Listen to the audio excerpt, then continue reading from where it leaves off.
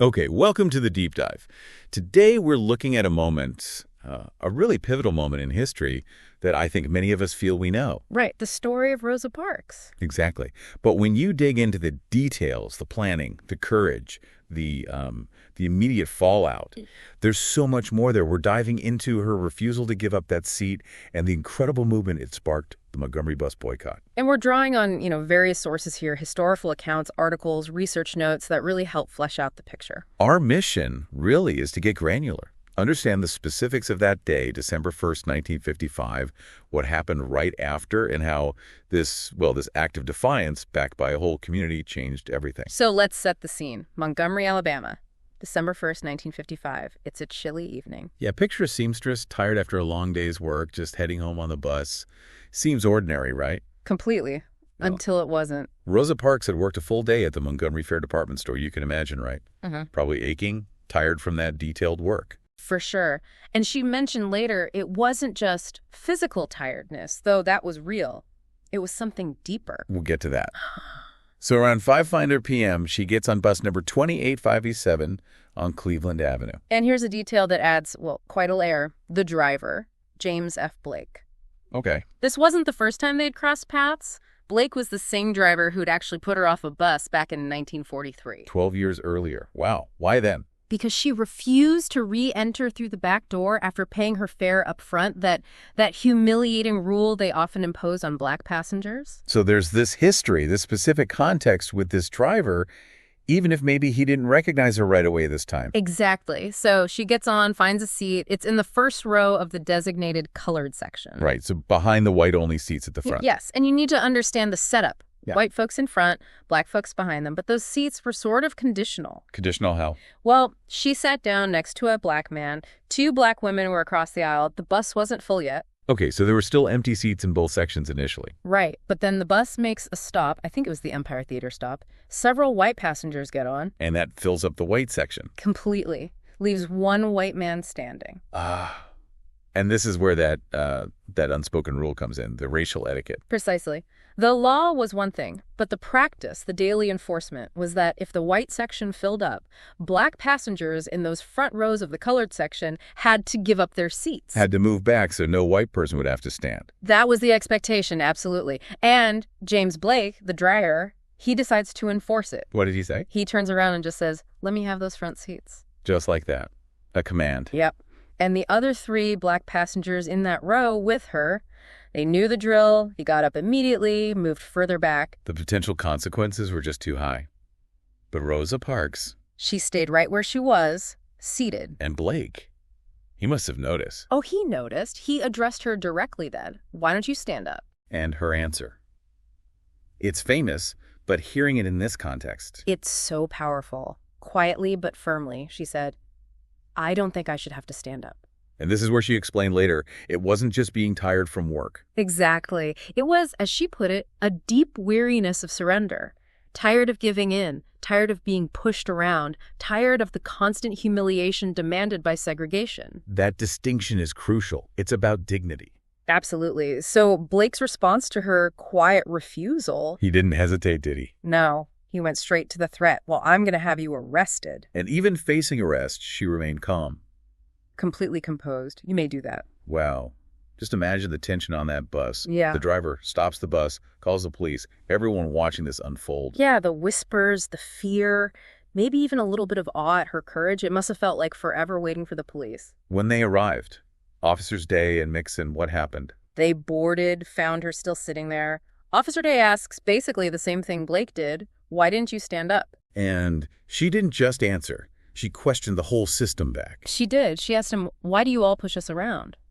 Powerful question. How did the officer respond to that? Kind of a shrug, really. The standard line, "I don't know, but the law is the law and you're under arrest." And that was it. Arrested, taken down to the station, fingerprinted, photographed, booked into the city jail for violating a segregation ordinance. The spark was lit. But what happened next shows just how ready the kindling was. Right. The news of her arrest didn't stay contained. Not at all. It spread incredibly fast through the black community's networks. People knew Rosa Parks. And key leaders immediately recognized the significance, didn't they? E.D. Nixon? Yes, E.D. Nixon, president of the local NAACP chapter. Longtime activist. He knew Rosa well, knew her character, her work with the NAACP Youth Council. He saw immediately that she was the perfect person to be the face of a challenge to this law. Why her specifically? What made her the ideal person? Because of her reputation. She was respected, quiet, dignified. It would be impossible for the white power structure to smear her or paint her as, some kind of radical troublemaker. She represented the best of the community. That moral authority. Precisely. Nixon acted fast. He went straight to the jail with attorney Clifford Durr and his wife, Virginia Durr, white allies, importantly, and they posted her $100 bond. Got her out, and her trial was set quickly. Very quickly, for the following Monday, December 5th. But in the background, someone else was already mobilizing, someone who'd been planning for this kind of moment. Absolutely crucial figure, Joanne Robinson. She was the president of the Women's Political Council, the WPC. And the WTC had been thinking about a bus boycott for a while. For years, they were organized, politically savvy, and just waiting for the right case, the right person to trigger action. Rosa Parks was it. So what did Robinson do? She called an emergency meeting of the WPC that same night, December 1st. Talk about rapid response. Incredible. And the organizing that happened overnight? It's staggering. It truly is. Robinson and other WPC members worked through the night. They drafted leaflets calling for a one-day bus boycott on Monday, the day of Rosa's trial. How do they produce them? Using a mimeograph machine at Alabama State College, where Robinson taught, they managed to churn out, get this, 35,000 leaflets by dawn on Friday, December 2nd. 35,000. Overnight on a mimeograph. That speaks volumes about their organization, doesn't it? It shows this wasn't just a spontaneous outburst. This was a prepared network ready to mobilize instantly. The leaflets were direct. Another Negro woman has been arrested. Stay off the buses Monday and protest. Simple. Clear. And then getting those 35,000 leaflets distributed, that required another huge effort. A whole network, an army of volunteers, as some sources call them. Teachers, students, domestic workers, activists, ministers fanned out across Montgomery. How did they distribute them? Everywhere. Churches, barbershops, beauty salons, stores, workplaces. By Sunday morning, pretty much every black person in Montgomery knew about the call for the boycott. And the ministers were meted too, right? Including a young Dr. King. Yes, Martin Luther King Jr., pastor at Dexter Avenue Baptist Church, only 26. Initially, there was some hesitation among the ministers. A boycott was a big risk. Understandable. Potential repercussions? But the community response, ignited by the WPC's quick action and the deep respect for Rosa Parks, was undeniable. It pushed the ministers to fully commit. And that's when the Montgomery Improvement Association, the MIA, was formed. Correct. To coordinate the boycott effort. And they elected King as president. Why him? So young, relatively new to Montgomery. Partly his youth meant he wasn't maybe as tied into existing, possibly compromisable structures, but crucially his eloquence. His ability to articulate the moral dimension of the struggle was already apparent. He could inspire people. So the plan is in place, leaflets are out, leadership chosen. The big question remained. Would people actually do it? That was the million-dollar question. Black ridership was huge, about 75% of the bus company's business. Their participation was everything. And staying off the buses meant real hardship. Walking miles, finding other ways. Huge sacrifices. That Sunday before the boycott, ministers across the city preached about it, framing it as a righteous moral cause, drawing parallels to biblical struggles for freedom. They were preparing people spiritually. Then came Monday morning. December 5th, the day itself. A cold morning. And as those first buses rolled out around 5:30 a.m. What did they see? Empty buses. Rolling through black neighborhoods, virtually empty, that visual must have been electrifying. A silent, powerful statement of unity. Wow. Absolutely. Meanwhile, Rosa Parks was in court. The courtroom packed with supporters. Her lawyer, Fred Gray, who became a civil rights legend. And the verdict, as expected. Guilty. Fined $10 plus $4 court costs. $14 total. Which seems like a loss, but it was actually necessary for the bigger strategy, wasn't it? Exactly. A conviction was the legal key. It allowed them to appeal her case, and more importantly, to file the federal lawsuit challenging the constitutionality of bus segregation itself. So the legal battle began. But the real drama, the sustained pressure, was happening on the streets every day. For 381 days, King and other MIA leaders drove around that first Monday, just stunned. Empty buses everywhere. Thousands and thousands of black citizens were walking. Walking miles. Yes, People walking 5, 10, sometimes even 20 miles each way to work or school, turning their daily commute into this quiet, powerful act of protest. And the economic impact must have hit hard and fast. Immediately, Montgomery City Lines lost about 75% of its riders overnight. Huge revenue hit. Downtown businesses felt it too, because boycotters weren't coming downtown to shop as much. Of course, the white power structure didn't just accept this. Retaliation must have been intense. Oh, it was swift and often brutal. Police started harassing walkers, ticketing them for jaywalking, arresting people for loitering while waiting for rides. Economic pressure, too. Definitely. People lost jobs. Insurance policies were canceled. Mortgages threatened. The Klan held rallies. Bomb threats became routine. And the violence escalated, targeting leaders like King directly. Tragically, yes. On January 30th, 1956, King's home was bombed.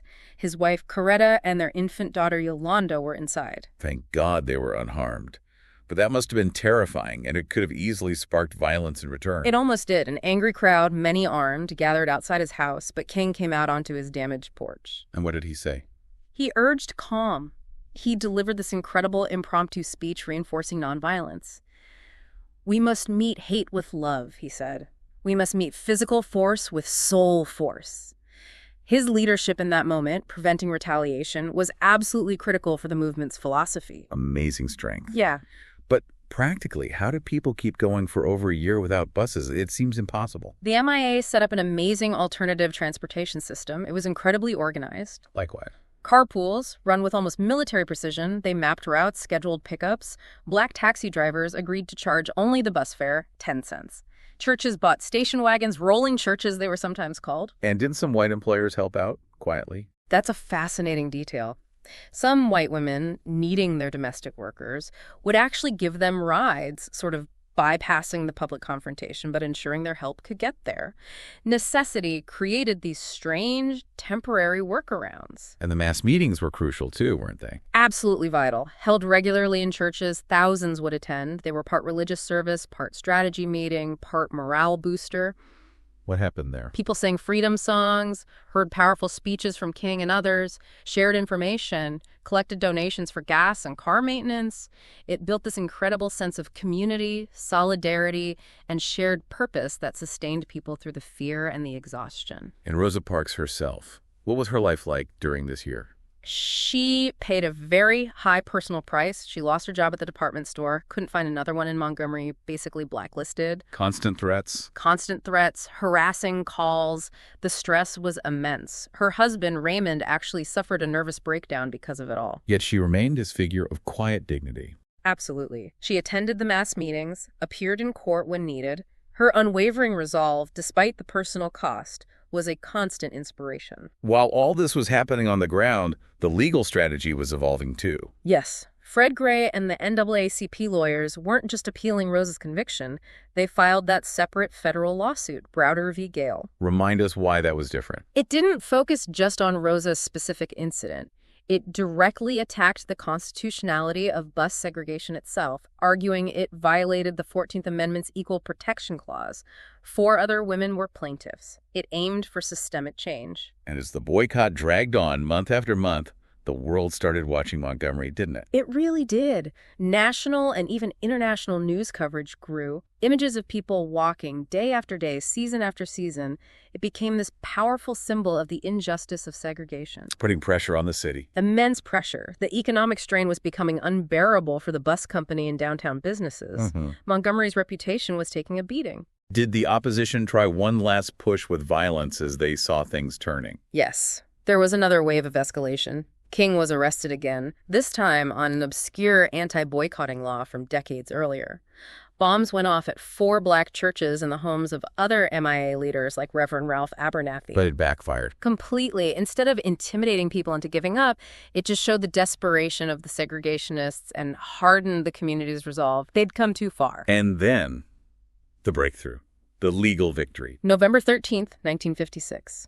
After 11 long months of the boycott, the U.S. Supreme Court issued its ruling in Browder v. Gale. And the decision? Unanimous. Segregation on Montgomery's buses was unconstitutional, illegal. Victory after 381 days. Total victory on the legal front. The official end of the boycott came a few weeks later, on December 20th, 1956, once the court order formally arrived in Montgomery. Can you imagine that day? The feeling? There's this iconic image, this symbolic moment. Dr. King, Edie Nixon, Fred Gray, Rolf Abernathy, and Glenn Smiley, a white minister who'd supported them, boarding the first integrated bus.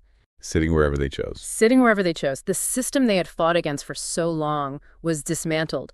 The boycott had done it, and in the process, it really launched the modern civil rights movement onto the national stage. It proved nonviolent mass action could work. Looking back, Rosa Parks became so much more than just a seamstress who was tired. Oh, absolutely. She became this enduring global symbol of quiet courage, of human dignity asserting itself against oppression. But her act, that single no, was the spark that lit a fire maintained by thousands. Exactly. It ignited a year-long demonstration of incredible collective courage, organization, and resilience. It really underscores that lesson, doesn't it?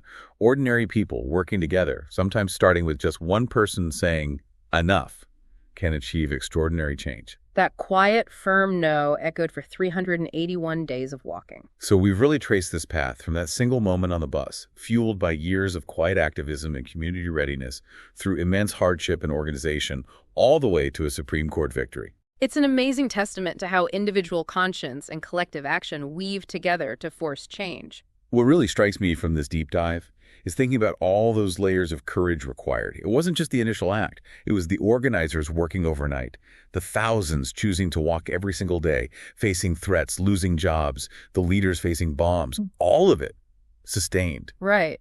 It started with Rosa Parks' refusal, her no.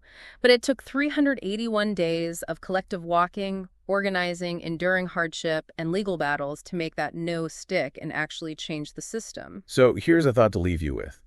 What does that tell us about the real work involved in shifting deeply entrenched systems? That journey from the initial spark to lasting change. It wasn't quick or easy. What does that 381 days truly represent about the nature of change itself? It tells us that transformative change, the kind that really lasts, demands not just a moment of defiance, but sustained, difficult, unified commitment from many, many people over the long haul. Something to definitely think about. Thanks for joining us for this deep dive.